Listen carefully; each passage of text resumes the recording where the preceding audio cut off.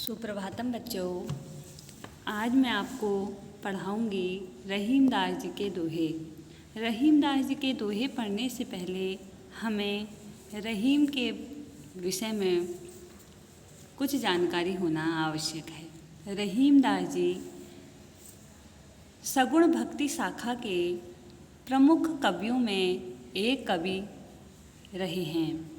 इन्होंने भक्ति शाखा में श्री कृष्ण भक्ति प्रेम के दोहे लिखे और बहुत से ऐसे दोहे लिखे जो हमको नई शिक्षा, नई प्रेरणा देते हैं।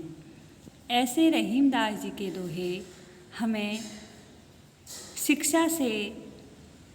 शिक्षा देते हैं और हमें एक परोपकारी मनुष्य बनने और किस प्रकार मनुष्य की पहचान संसार में की जा सकती है, यह सीख रहीमदास जी के दोहे हमें देते हैं, जिनसे हमें एक नई प्रेरणा लेनी चाहिए।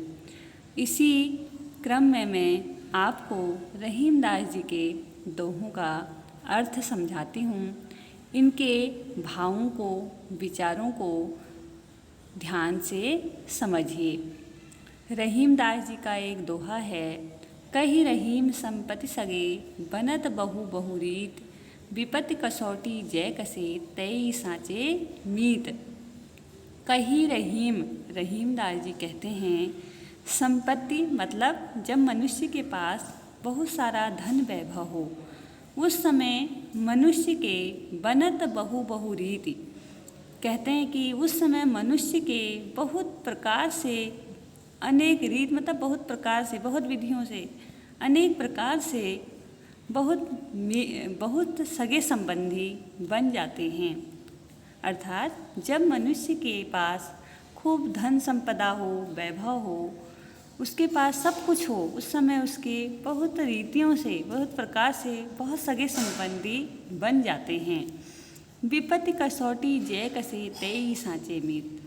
वे कहते हैं कि विपत्ति मतलब जब हम पर दुख आता है, उस समय वही व्यक्ति हमारा सच्चा मित्र है जो विपत्ति की कसौटी में हमारा साथ दे।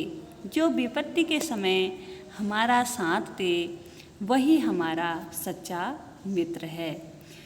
कहते हैं ऐसे सगे संबंधियों का कोई फ़ायदा नहीं जो संपत्ति के समय तो हमारा साथ दें और विपत्ति के समय हमारा साथ छोड़ दें।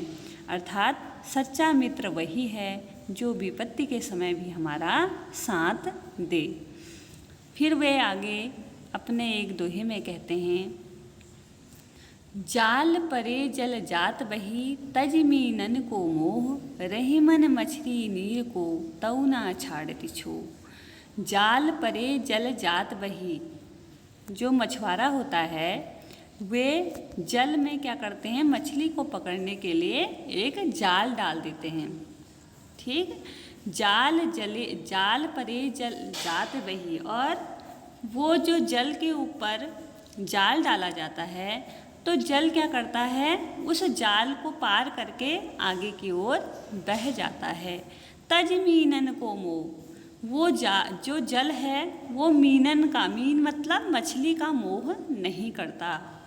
अर्थात वह मछली के मोह प्रेम को छोड़े बिना जाल को पार करके आगे निकल जाता है। कौन? जल। रहीमन मछली नीर को, लेकिन जो मछली होती है वह जल से इतना प्यार करती है कि वह जल का मोह नहीं छोड़ सकती, और जैसे ही वह उस जल से अलग होती है वह अपने प्राणों का त्याग कर देती है।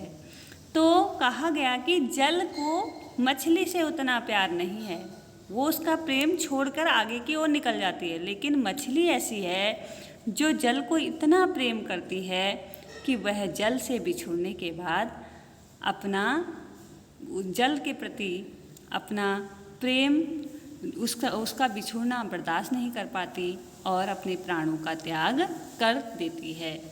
तो इतना प्यार मछली को जल से होता है।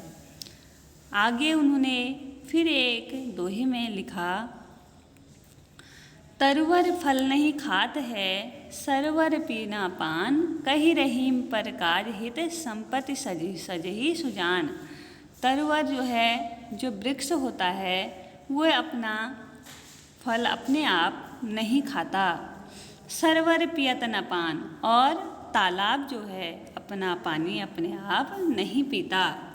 कहीं रहीम पर काज हित, संपत्ति सजी सजान। इसी प्रकार इस संसार में जो सज्जन व्यक्ति होते हैं, वे अपने लिए इस धरती पर जन्म नहीं लेते, बल्कि दूसरों की भलाई करने के लिए इस धरती पे उनका जन्म होता है। इसीलिए वे दूसरों पर उपकार करने पर में ही अपना जीवन व्यतीत कर देते हैं। ऐसा ही जीवन हमारा भी होना चाहिए कि हम इस जीवन में दूसरों के काम आ सकें, हमारे अंदर उपकार परोपकार की भावना विद्यमान हो, फल की तरह, वृक्ष की तरह, तालाब की तरह और सज्जन पुरुषों की तरह। धन्यवाद।